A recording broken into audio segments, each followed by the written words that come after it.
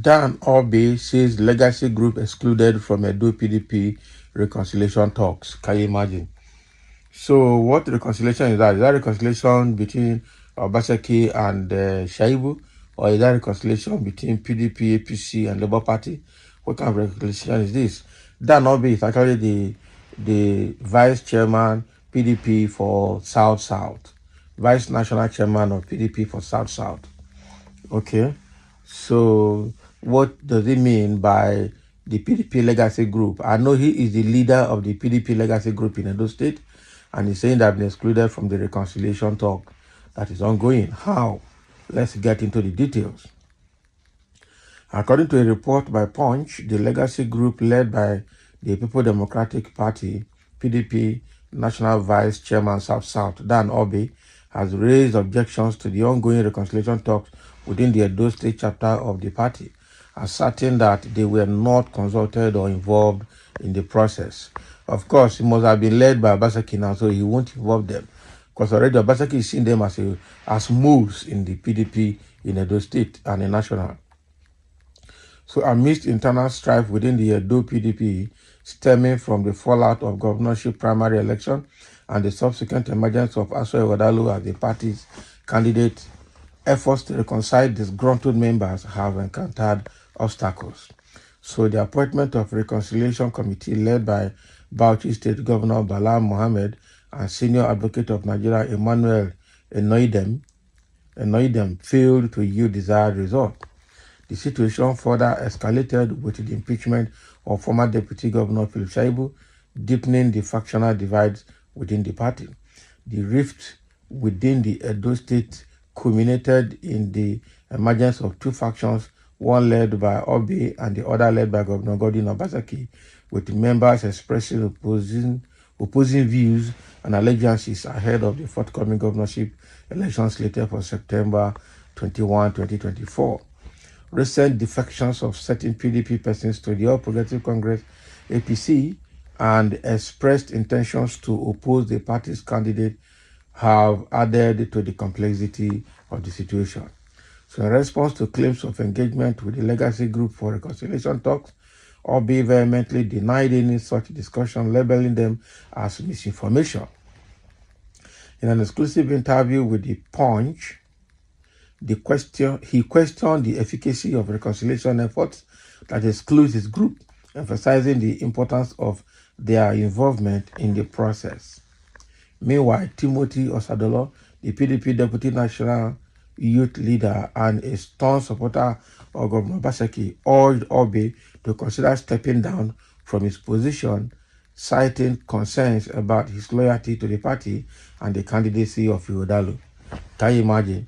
So Timothy Osadolo is not telling, what they call it, he's not telling Dan Orbi to step down from his role as a PDP National Vice Chairman South, or as leader of the PDP legacy group in Edo State. Which one does it mean? I'm sure it's referring to his position as the National Vice Chairman of PDP in the South. Okay, because of his anti-party activities and because of not accepting Tដ្ឋ 0ዷ as a PDP candidate for the forthcoming governorship election. So now Dan Orbi is telling them, you people did not involve us, you bypassed us, so what else do you want us to do? You bypassed us. So all the reconciliation moves that they are making, they are not involved. And that is why the ones they have done so far failed to yield result. It failed to yield result.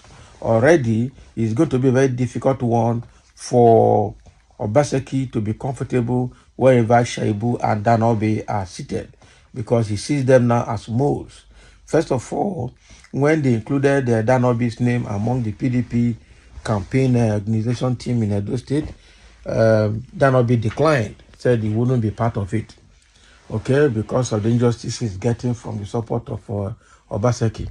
Now, the PDP National Working Committee invited Orbi and begged him to join, and he agreed to join.